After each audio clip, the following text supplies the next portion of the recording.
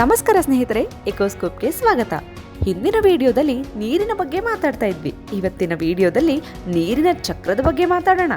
ನೀರಿಗೂ ಕೂಡ ಚಕ್ರ ಇದೆಯಾ ಅಂತ ಯೋಚನೆ ಮಾಡಬೇಡಿ. ನೀರು ಆವಿಯಾಗಿ, ಮೋಡಗಳಾಗಿ, ಹಿಮಗಡ್ಡೆಯಾಗಿ, ಮಳೆಯಾಗಿ ಬೀಳೋದನ್ನೇ ನೀರಿನ ಚಕ್ರ ಅಂತ ಕರೀತಾರೆ.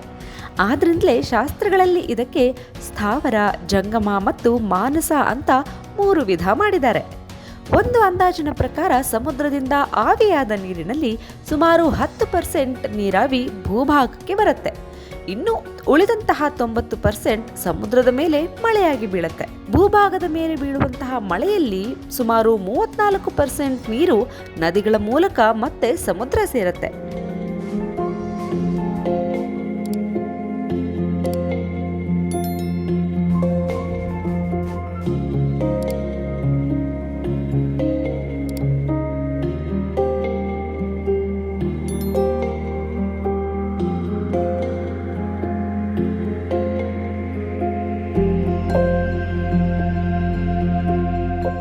ಆದರೆ ಈಗ ಅಣೆಕಟ್ಟೆ ಕಟ್ಟಿರೋದ್ರಿಂದ ಪ್ರಕೃತಿಯ ಸಹಜವಾದಂತಹ ಲೆಕ್ಕಾಚಾರನೇ ಬದಲಾಗಿ ಹೋಗಿದೆ ಬಿಡಿ.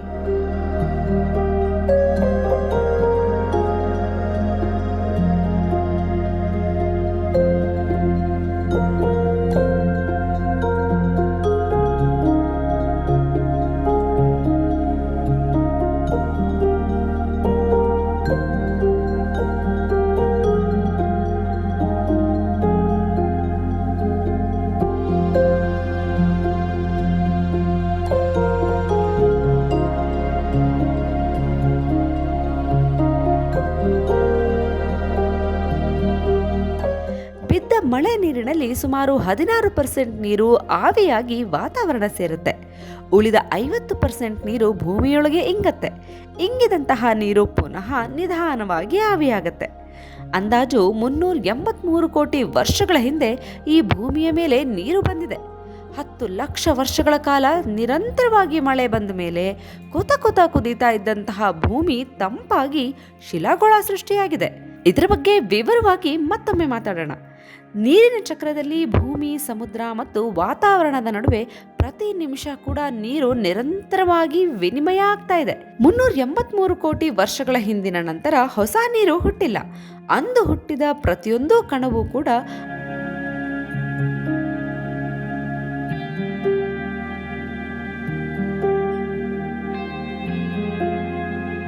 ಅಂದಾಜು 3000 ವರ್ಷದೊಳಗೆ ಒಮ್ಮೆ ಆವಿಯಾಗಿ, ಒಮ್ಮೆ ಮಂಜುಗಡ್ಡೆಯಾಗಿ, ಮತ್ತೊಮ್ಮೆ ಮೋಡವಾಗಿ, ಒಮ್ಮೆ ಮಳೆಯಾಗಿ ಬರುತ್ತೆ. ಮಳೆಯ ನೀರು ಬೀಳುವಾಗ ಗಾಳಿಯಲ್ಲಿರುವಂತಹ ಆಮ್ಲಜನಕ, ಧೂಳಿನ ಕಣಗಳು, ರೋಗಕಾರಕ ಜೀವಾಣುಗಳು, ಲವಣಾಂಶಗಳು, ರಾಸಾಯನಿಕ ದ್ರವ್ಯಗಳು, ಪರಮಾಣುಗಳನ್ನು ಹೀರಿಕೊಂಡು ನೀರಿನೊಳಗೆ ಒಂದು ಜೈವಿಕ ಶಕ್ತಿ ರೂಪುಗೊಳ್ಳುತ್ತಾ ಹೋಗುತ್ತೆ. ಗಿಡ ಮರಗಳ ಮೇಲೆ ಬಿದ್ದು ಹರಿಯುವ ನೀರು ರಾಸಾಯನಿಕ ಅಂಶಗಳನ್ನು ಹೀರಿಕೊಂಡು ತನ್ನ ಶಕ್ತಿಯನ್ನ ಹೆಚ್ಚಿಸಿಕೊಳ್ಳುತ್ತೆ. ಕಳೆದ 383 ಕೋಟ್ಯಾಂತರ ವರ್ಷಗಳ ಹಿಂದಿನಿಂದ ಆವಿಯಾದಂತಹ ನೀರಿನಲ್ಲಿ ಸ್ವಲ್ಪ ಭಾಗ ವಾತಾವರಣದಲ್ಲಿನೇ ಉಳಿದು ನಿಧಾನವಾಗಿ ಶೇಖರಣೆಯಾಗುತ್ತಾ ಹಸಿರುಮನೆ ಪರಿಣಾಮಕ್ಕೆ ಕಾರಣ ಆಗಿದೆ. ಅದು ವಾತಾವರಣದ ಹವಾಮಾನವನ್ನು ಹತೋಟಿಯಲ್ಲಿಡೋದಕ್ಕೆ ಸಹಕಾರಿಯಾಗಿದೆ. ಇದನ್ನೇ ನಾವು ಹಸಿರುಮನೆ ಪರಿಣಾಮ ಅಥವಾ ಗ್ರೀನ್ ಹೌಸ್ ಎಫೆಕ್ಟ್ ಅಂತ ಕರೆಯೋದು, ಗೊತ್ತಲ್ವಾ ಸ್ನೇಹಿತರೆ? ಈ ನೀರಾವಿ ಹಸಿರುಮನೆ ಪರಿಣಾಮ ಮಾಡದೇ ಇದ್ದಿದ್ರೆ ಈ ಭೂಮಿ ಮೇಲೆ ಯಾವುದೇ ಜೀವಜಂತು ಹುಟ್ಟುತ್ತಾನೆ ಇರಲಿಲ್ಲ ಅಥವಾ ಬದುಕೋಕೆ ಸಾಧ್ಯನೇ ಆಗ್ತಿರ್ಲಿಲ್ಲ. ನೋಡಿ, ನಾವು ಇವತ್ತು ಬದುಕ್ತಾ ಇರೋದೇ ಈ ಹಸಿರುಮನೆ ಪರಿಣಾಮದಿಂದ. ಆದರೆ ಪಾಶ್ಚಾತ್ಯ ವಿಜ್ಞಾನಿಗಳು water vapour is the worst greenhouse gas ಅಂತ ಕರೀತಾ ಇದ್ದಾರೆ. ನೋಡಿ, ವಿಭಿನ್ನವಾದಂತಹ ದೃಷ್ಟಿಕೋನ ಹೇಗಿದೆ ಅಂತ. ಜನರಿಗೆ ಕೃತಜ್ಞತೆ ಅನ್ನೋದೇ ಇಲ್ಲ ನೋಡಿ. ಇರ್ಲಿ ಬಿಡಿ, ಅಡ್ಜಸ್ಟ್ ಮಾಡ್ಕೊಳ್ಳೋಣ. ಅಲ್ಲ, ಪ್ರಕೃತಿ ಪ್ರತಿಯೊಂದನ್ನು ಅಡ್ಜಸ್ಟ್ ಮಾಡ್ಕೊಳ್ಳತ್ತೆ.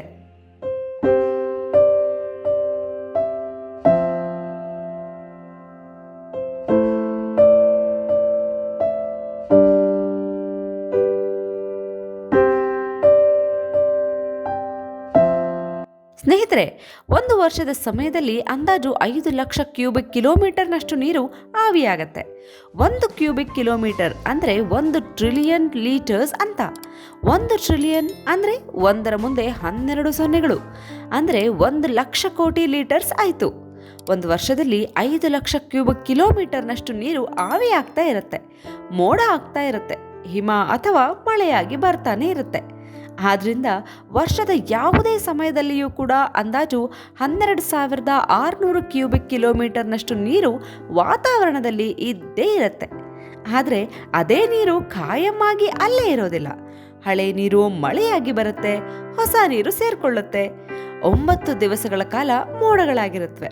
ಇಷ್ಟೊಂದು ನೀರಾವಿ ವಾತಾವರಣದಲ್ಲಿ ಇಲ್ಲದೆ ಇದ್ದಿದ್ರೆ ಈ ಭೂಮಿಯ ಮೇಲೆ ಯಾವುದೇ ಜೀವಿ ಕೂಡ ಬದುಕೋಕೆ ಆಗಲ್ಲ. ಕೇವಲ 1-2 ಗಂಟೆಯ ಒಳಗೇನೆ ಎಲ್ಲವೂ ಒಣಗಿ ಹೋಗ್ತವೆ. ಪ್ರತಿಯೊಂದು ಜೀವಿಯ ದೇಹದೊಳಗೆ ನೀರಿನ ಅಂಶ ಇರುತ್ತೆ.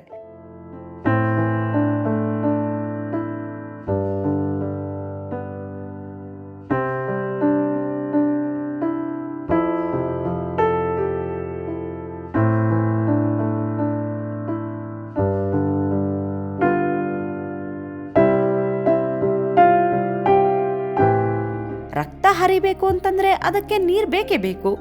ಮಿದುಳು, ಮಾಂಸಖಂಡ, ಚರ್ಮ ಮೆದುವಾಗಿರಬೇಕು ಅಂದ್ರೆ ನೀರಿರಲೇಬೇಕು. ಆದ್ರಿಂದ ಮನುಷ್ಯನ ದೇಹದಲ್ಲಿ ಸುಮಾರು 72% ನೀರಿರುತ್ತೆ. ಅದೇ ರೀತಿ ಹಸಿ ಮರದಲ್ಲಿ ಅಂದಾಜು 50% ನೀರು ಇರುತ್ತೆ. ಆದರೆ ಪ್ರತಿ ಮರದ ಜಾತಿ ಮತ್ತು ವಯಸ್ಸಿಗೆ ತಕ್ಕಂತೆ ಬದಲಾಗತ್ತೆ. ಗಿಡ, ಮರ, ಹುಳ ಹುಪ್ಪಟೆ, ಪ್ರಾಣಿ ಪಕ್ಷಿಗಳು ಹುಟ್ಟೋದಕ್ಕೆ ನೀರು ಬೇಕು. ಬದುಕಿರೋದಕ್ಕಂತೂ ನೀರು ಬೇಕೇ ಬೇಕು. ಸ್ನೇಹಿತರೆ, ಗಿಡ ಮರಗಳಿಂದ, ಹುಲ್ಲಿನಿಂದ ನೀರು ಆವಿಯಾಗುತ್ತೆ ಅಂತ ನಿಮಗೆ ಗೊತ್ತಲ್ವಾ? 1,000 ಲೀಟರ್ ನೀರನ್ನ ಆವಿ ಮಾಡತ್ತೆ. ಆ ರೀತಿ ಆವಿಯಾಗುವಂತಹ ನೀರು ಭೂಮಿಯ ಒಳಗಿನಿಂದಲೇ ಬರಬೇಕು ಅಲ್ವಾ? ಆದರೆ ನನಗೆ ಇಲ್ಲೊಂದು ಪ್ರಶ್ನೆ ಮೂಡ್ತಾ ಇದೆ. ನಾವು ಬಾವಿ ತೆಗೆದ್ರೆ ಅಥವಾ 1000 ಅಡಿ ಆಳದವರೆಗೂ ಬೋರ್ವೆಲ್ ತೆಗೆದ್ರೂ ಕೂಡ ನೀರು ಸಿಗೋಲ್ವಲ್ಲ. ಆದರೆ ಈ ಗಿಡಗಳಿಗೆ ನೀರೆಲ್ಲಿಂದ ಸಿಗುತ್ತೆ ಅಂತ. ಮರದ ಬೇರು ಹೆಚ್ಚು ಅಂತಂದ್ರೆ 50 ಅಡಿ ಆಳ ಅಥವಾ ಅಗಲ ಇರಬಹುದಲ್ವಾ? ಆ ಮರದ ಬುಡದಲ್ಲಿನೇ ನಾವು ಬಾವಿ ತೆಗೆದ್ರೂ ಕೂಡ ನಮಗೆ ನೀರು ಸಿಗಲ್ಲ ನೋಡಿ. ಆದರೆ ಆ ಮರಕ್ಕೆ ಹೇಗೆ ನೀರು ಸಿಗುತ್ತೆ ಅನ್ನೋದು ನನ್ನ ಪ್ರಶ್ನೆ. ಈ ಪ್ರಶ್ನೆ ನಿಮಗೂ ಮೂಡಿರಬಹುದು ಅಲ್ವಾ? ಅದರ ಹಿಂದೆ ಒಂದು ಕಥೆನೇ ಇದೆ, ಹೇಳ್ತೀನಿ ಕೇಳಿ. ಸ್ನೇಹಿತರೆ, ಅಂದಾಜು 50 ಕೋಟಿ ವರ್ಷಗಳ ಹಿಂದೆ ಶೈವಲಗಳು ಶಿಲೀಂಧ್ರಗಳ ಸಹಾಯದಿಂದ ಸಸ್ಯಗಳಾಗಿ ಈ ಭೂಮಿ ಮೇಲೆ ವಿಕಾಸ ಆದವು. ಶೈವಲ ಅಂದ್ರೆ ಆಲ್ಗೆ, ಶಿಲೀಂಧ್ರ ಅಂದ್ರೆ ಫಂಗಿ. ನಿಮಗ್ ಗೊತ್ತಲ್ವಾ? ಇಲ್ಲಿ ನೋಡಿ, ಇಂಗ್ಲಿಷ್ ಮುಖಾಂತರ ಕನ್ನಡ ಕಲಿಯುವಂಥ ಪ್ರಮೇಯ ಬಂದ್ಬಿಟ್ಟಿದೆ ನಮಗೆಲ್ಲ. ಇರ್ಲಿ ಬಿಡಿ, ಅದು ಬೇರೆ ವಿಷಯ. ಅದ್ರ ಬಗ್ಗೆ ಮಾತಾಡೋಕೆ ಇದು ಸೂಕ್ತ ಸಮಯ ಅಲ್ಲ ನೋಡಿ. ಈಗ ಮರ ನೀರನ್ನ ಆವಿ ಮಾಡೋದ್ರ ಬಗ್ಗೆ ಯೋಚನೆ ಮಾಡೋಣ. ಶಿಲೀಂಧ್ರಗಳು ತಮ್ಮ ಆಹಾರವನ್ನ ತಾವೇ ತಯಾರಿಸಿಕೊಳ್ಳೋದಿಲ್ಲ. ಆದ್ರಿಂದ ಸಸ್ಯಗಳ ಬೇರು ಮತ್ತು ಶಿಲೀಂಧ್ರಗಳ ನಡುವೆ ಒಂದು ಒಪ್ಪಂದ ನಡೆಯುತ್ತೆ. ಅದೇ ಅಗ್ರಿಮೆಂಟ್. ಅದೇನು ಅಂದ್ರೆ, ಬೇರುಗಳು ಶಿಲೀಂಧ್ರಗಳಿಗೆ ಆಹಾರ ನೀಡಬೇಕು, ಶಿಲೀಂಧ್ರಗಳು ಈ ಬೇರುಗಳಿಗೆ ನೀರು ತಂದು ಕೊಡಬೇಕು ಅಂತ.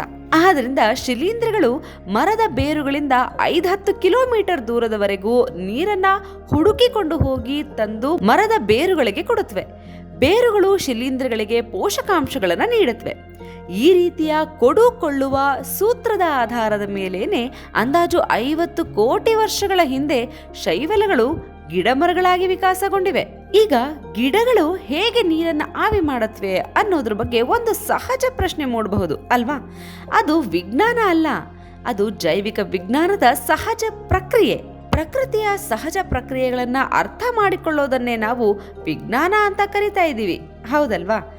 ಗಿಡಮರಗಳು ದ್ಯುತಿ ಸಂಶ್ಲೇಷಣೆ ಮಾಡುವಂತಹ ಸಂದರ್ಭದಲ್ಲಿ, ಅಂದ್ರೆ ತನ್ನ ಆಹಾರವನ್ನ ತಯಾರಿಸಿಕೊಳ್ಳುವಂತಹ ಸಂದರ್ಭದಲ್ಲಿ ಅಂದಾಜು 99% ನೀರು ಆವಿಯಾಗತ್ತೆ. ದ್ಯುತಿ ಸಂಶ್ಲೇಷಣೆ ಅಂದ್ರೆ ಫೋಟೋಸಿಂಥಸಿಸ್ ಅಂತ. ಫೋಟೋ ಅಂದ್ರೆ ಬೆಳಕು, ಸಿಂಥಸಿಸ್ ಅಂದ್ರೆ ಸಂಶ್ಲೇಷಣೆ ಮಾಡೋದು ಅಂತ ಅರ್ಥ.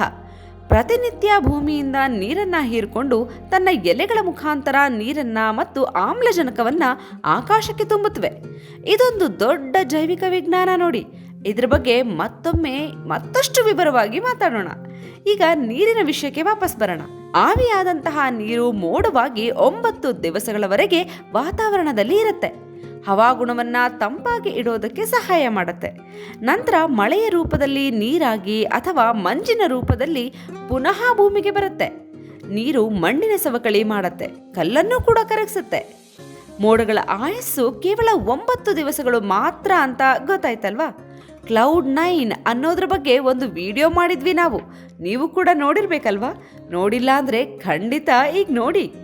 ಸ್ನೇಹಿತರೆ, ಮುಂದಿನ ವಿಡಿಯೋದಲ್ಲಿ ವರುಣ ಅಂದ್ರೇನು, ದೇವಸ್ಥಾನದಲ್ಲಿ ತೀರ್ಥ ಯಾಕೆ ತಗೋಬೇಕು, ತೀರ್ಥಯಾತ್ರೆ ಅಂದ್ರೆ ಏನು, ತೀರ್ಥಂಕರರು ಅಂದರೆ ಏನು, ಊಟ ಮಾಡಿದ ನಂತರ ಸ್ನಾನ ಯಾಕೆ ಮಾಡಬಾರ್ದು ಅನ್ನೋವಂಥ ವಿಷಯಗಳ ಬಗ್ಗೆ ಮಾತಾಡೋಣ. ನೀವು ನಮ್ಮ ಚಾನಲ್ನ ಸಬ್ಸ್ಕ್ರೈಬ್ ಆಗಿ ಬೆಲ್ ಬಟನ್ ಒತ್ತಿ ನಮ್ಮ ಜೊತೆನೇ ಇರಿ. ನಮಸ್ಕಾರ.